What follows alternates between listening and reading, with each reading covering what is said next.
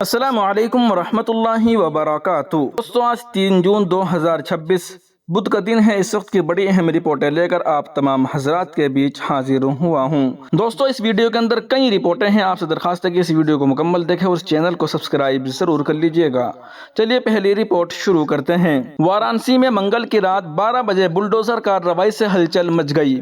Kashi railway station کے احاطے میں واقع تقریباً 200 سال پرانی عجائب شہید مزار اور اس کے ساتھ بنی مسجد کو انتظامیہ نے بلڈوزر چلا کر منہدم کر دیا۔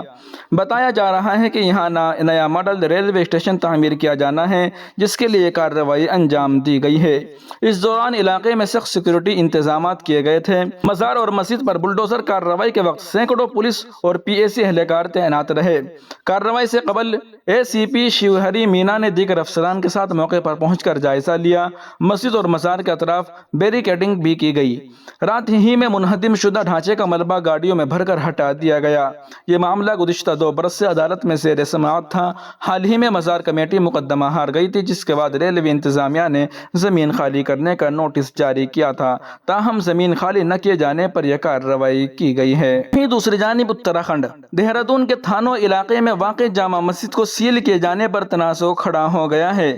مقامی باشندوں کا الزام ہے کہ عدالتی حکم کے مطابق کارروائی صرف جامع مسجد کے 40 بائی 20 فٹ حصے پر ہونی تھی، لیکن Mussoorie Dehradun development authority MDDA نے پوری مسجد کو ہی سیل کر دیا۔ مقامی مسلم فریق کا کہنا ہے کہ کارروائی سے قبل ذمہ دار افراد کو مناسب اطلاع بھی نہیں دی گئی۔ ان کے مطابق عدالتی حکم ایک مخصوص حصے تک محدود تھا، لیکن انتظامیہ نے اس کے برعکس پوری مسجد کو سیل کر دیا ہے۔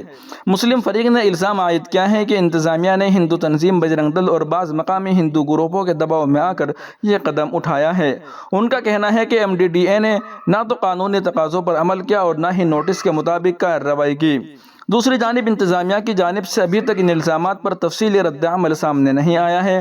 معاملہ علاقے میں بحث کا موضوع بنا ہوا ہے اور متاثرہ فریق قانونی چارہ جوئی پر غور کر رہا ہے۔ وہیں دوسری جانب اعظم گڑھ سے محمد شیخ گرفتار۔ UP ATS نے پاکستانی دہشت گرد نیٹ ورک سے تعلق کا دعویٰ کیا۔ اتر پردیش انسداد دہشت گردی دستہ UP ATS نے اعظم گڑھ کے رہائشی محمد شیخ ولد ریحان احمد کو گرفتار کرنے کا دعویٰ کیا ہے۔ ATS کے مطابق ملزم پاکستان میں موجود گینگسٹر شہزاد بھٹی کے مبینہ دہشت گرد نیٹ ورک سے رابطے میں تھا اور سوشل میڈیا کے ذریعے انتہا پسندانہ سرگرمیوں میں ملوث کیا جا رہا تھا۔ ATS کی جانب سے جاری پریس نوٹ کے مطابق محمد شیخ پر الزام ہے کہ وہ پاکستان اور دبئی میں موجود مبینہ ہینڈلز کے رابطے میں تھا اور نوجوانوں کو سوشل میڈیا کے ذریعے اس نیٹ ورک سے جوڑنے کی کوشش کر رہا تھا۔ حکام کا دعویٰ ہے کہ ملزم کو ایک سیاسی رہنما کو دھمکانے اور قتل کرنے جیسے منصوبوں کے لیے استعمال کیے جانے کی تیاری کی جا رہی تھی۔ ATS کے مطابق ملزم کے قبضے سے ایک 9mm پستول، 4 زندہ کارتوس اور ایک موبائل فون برآمد کیا گیا ہے۔ اس کے خلاف بھارتی نیائے سنہتا BNS اسلحہ ایکٹ اور غیر قانونی سرگرمیوں کی روک تھام سے متعلق قوانین کے تحت مقدمہ درج کیا گیا ہے۔ پریس نوٹ میں یہ بھی کہا گیا ہے کہ محمد شیخ مبینہ طور پر شہزاد بھٹی، اجمل گجر اور رضا پاکستانی نامی افراد کے رابطے میں تھا اور ان کی ہدایات پر کام کر رہا تھا۔ دوسری جانب ملزم کے والد ریحان احمد نے ان الزامات کو مسترد کرتے ہوئے کہا ہے کہ ان کا بیٹا ان کے ساتھ دکان پر کام کرتا تھا۔ انہوں نے دعویٰ کیا کہ محمد شیخ کو گھر سے اٹھایا گیا اور بعد میں کسی اور مقام سے گرفتاری ظاہر کی گئی۔ پولیس نے ملزم کو عدالتی تحویل میں بھیج دیا ہے، جبکہ مزید تفتیش جاری ہے۔ اتر پردیش کے اعظم گڑھ سے گرفتار کیے گئے مبینہ دہشت گرد محمد شیخ کے معاملے میں ان کے والد کا بڑا بیان سامنے آیا ہے۔ انہوں نے اپنے بیٹے کی گرفتاری کے حوالے سے UP ATS کی کارروائی پر سوالات اٹھائے ہیں۔ محمد شیخ کے والد ریحان احمد کا الزام ہے کہ ان کے بیٹے کو گھر سے اٹھایا گیا تھا، لیکن گرفتاری کسی اور مقام سے ظاہر کی گئی ہے۔ واضح رہے کہ UP ATS نے اعظم گڑھ سے محمد شیخ نامی ایک نوجوان کو گرفتار کیا تھا۔ اس پر پاکستان میں موجود ایک مبینہ دہشت گرد نیٹ ورک سے رابطے کا الزام ہے، جسے مبینہ طور پر گینگسٹر شہزاد بھٹی چلاتا ہے۔ UP ATS کا دعویٰ ہے کہ ملزم کو سوشل میڈیا کے ذریعے انتہا پسند نظریات کی طرف مائل کیا جا رہا تھا اور وہ پاکستان سمیت بیرون ملک موجود اپنے مبینہ ہینڈلز کے رابطے میں تھا۔ وہیں دوسری جانب گورے گاؤں کی آری کالونی میں بلڈوزر کارروائی۔ حضرت سید برکت علی شاہ پیر بابا درگاہ پر انتظامیہ کی کارروائی۔ ممبئی کے گورے گاؤں واقع آری کالونی میں واقع حضرت سید برکت علی شاہ پیر بابا درگاہ پر منگل کو بلڈوزر کارروائی کی گئی۔ انتظامیہ کا موقف ہے کہ درگاہ سرکاری زمین پر مبینہ طور پر غیر قانونی تعمیر کے طور پر قائم تھی اور اس کی قانونی حیثیت ثابت کرنے کے لیے مطلوبہ دستاویزات پیش نہیں کی گئی۔ BMC اور ممبئی پولیس کی موجودگی میں یہ کارروائی انجام دی گئی، جبکہ علاقے میں سیکورٹی کے سخت انتظامات کیے گئے تھے۔ حکام کے مطابق درگاہ ٹرسٹ کو پہلے نوٹس بھی جاری کیے گئے تھے۔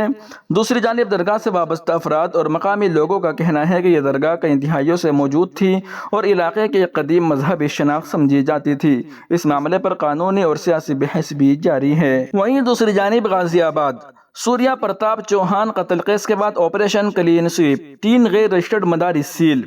غازی آباد کے کھوڑا علاقے میں 17 سالہ سوریہ پرتاپ چوہان قتل کیس کے بعد انتظامیہ اور پولیس نے مشترکہ طور پر آپریشن کلین سویپ شروع کر دیا ہے۔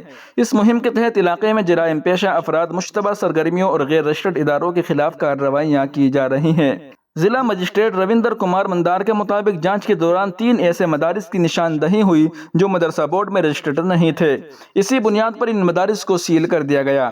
سیل کیے گئے اداروں میں مدرسہ رحمانیہ عربیہ قاسم العلوم بھی شامل ہے۔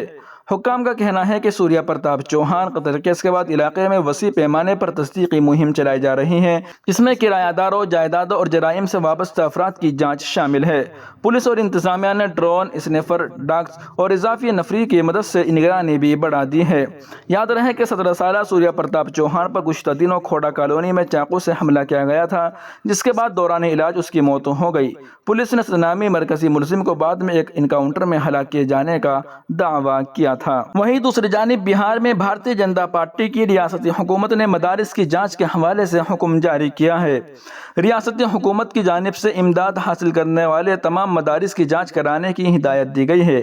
محکمہ تعلیم کے سیکریٹری ونود سنگھ گنجال نے تمام ضلع مجسٹریٹس کو خط لکھ کر کہا ہے کہ 10 دن کے اندر مدارس کا موقع پر معائنہ کر کے رپورٹ پیش کی جائے۔ وہیں ایک بڑی خبر آ رہی ہے کہ ہاتھ پاؤں کاٹنے جیسی سزا ہوگی تبھی لوگ قانون مانیں گے۔